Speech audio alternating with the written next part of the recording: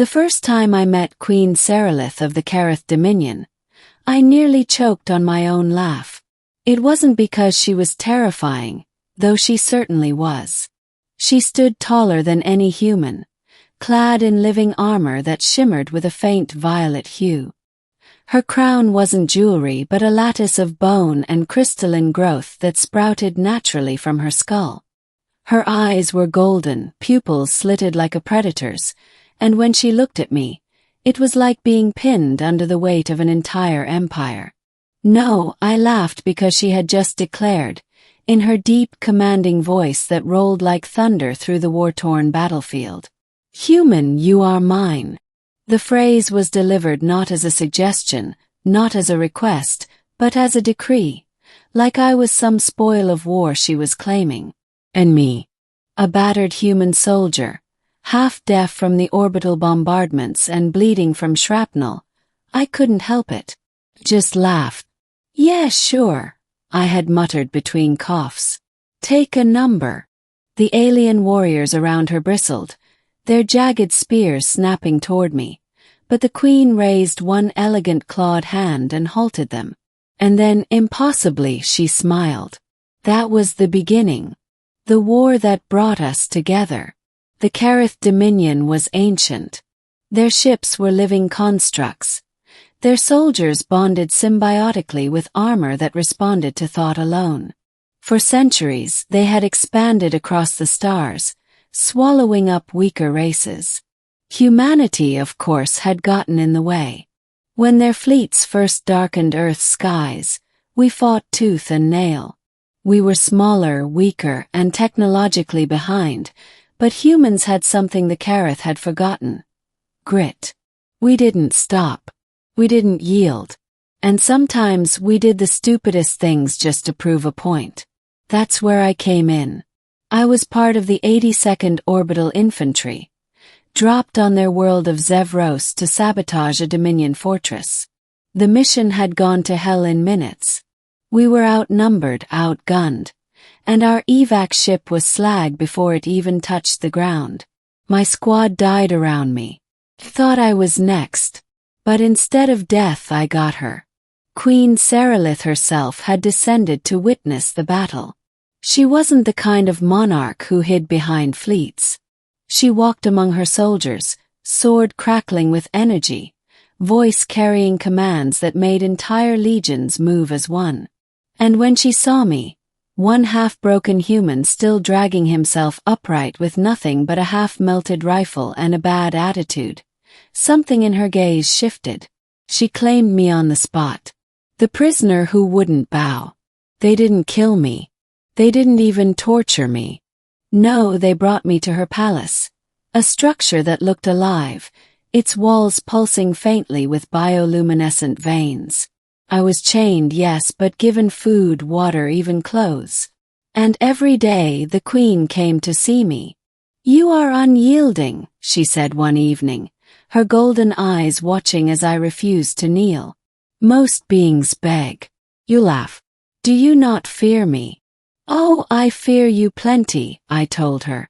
"I'm just too dumb to show it." She tilted her head like a curious predator. "No, not dumb. Defiant. You burn like a star that refuses to go dark. That is why you are mine." And I laughed again, shaking my head. "Lady, you've got the wrong guy." But she kept returning. Some days she asked about Earth, about our people, our strange stubbornness. Other days she said nothing, merely sitting in silence while I ate. Slowly the chains became looser. Eventually they were gone altogether. The soldiers whispered about it. The court gossiped in hushed voices. The queen, undefeated for 100 campaigns, conqueror of a dozen systems, was spending her evenings with a human prisoner. The queen's challenge. It was weeks later when she finally explained herself. "My people do not wed as yours do," she told me, her voice softer than usual. We were walking the palace gardens, where great trees bent under the weight of glowing fruit. When one is found worthy, they are claimed. It is instinct older than empires. I claimed you the moment I saw your fire. I stopped walking, staring at her. You mean you weren't joking? That whole "you are mine" thing. It was no jest. She turned to face me, towering over me, her crown of bone and crystal catching the light. I could take 1,000 consorts, but none would match you. You defy even me. I barked out a disbelieving laugh, the same one I had when she first said it. You're serious? Her lips curved into a faint smirk. Do humans not laugh when they are uncertain? I have seen it in you. Do you laugh now to hide your heart? That shut me up.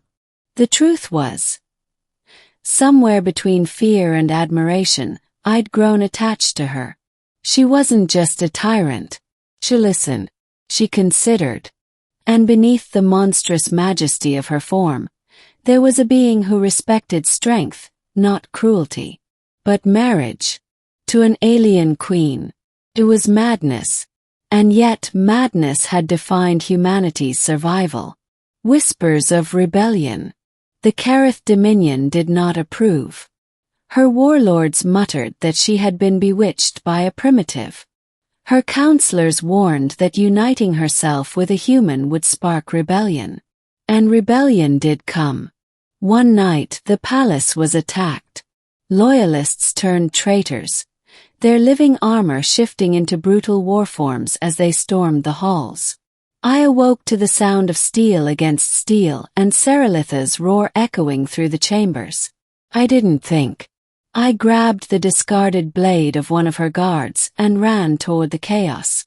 When I found her, she was surrounded. 6 traitors pressing her back, her crown cracked and blood seeping from her side. For the first time I saw her falter. And without hesitation, I did the dumbest thing a human could do. Charged. The blade felt heavy, wrong in my hands, but I swung anyway. I caught one of her attackers in the side, buying her a second to rally.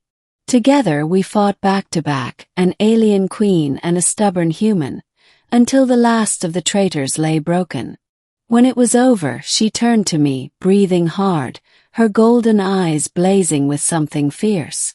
You shielded me with your body, she said, voice low. Do you understand what that means among my kind? I wiped blood from my face and shrugged.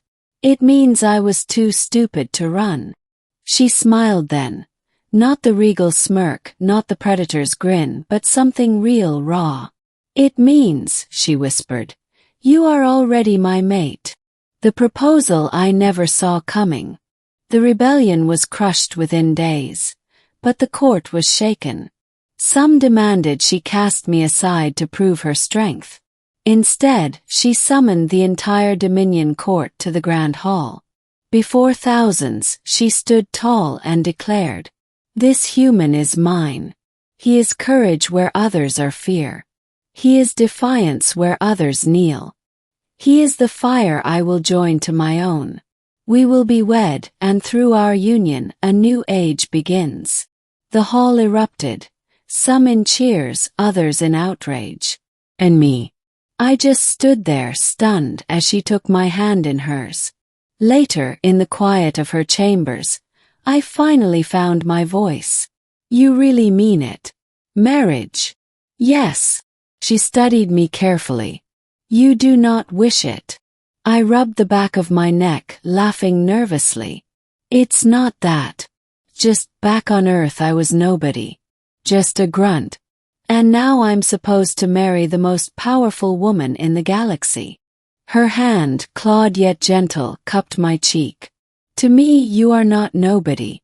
You are the one who laughed when I claimed you. The one who did not bow. The one who shielded me. That is worth more than any crown."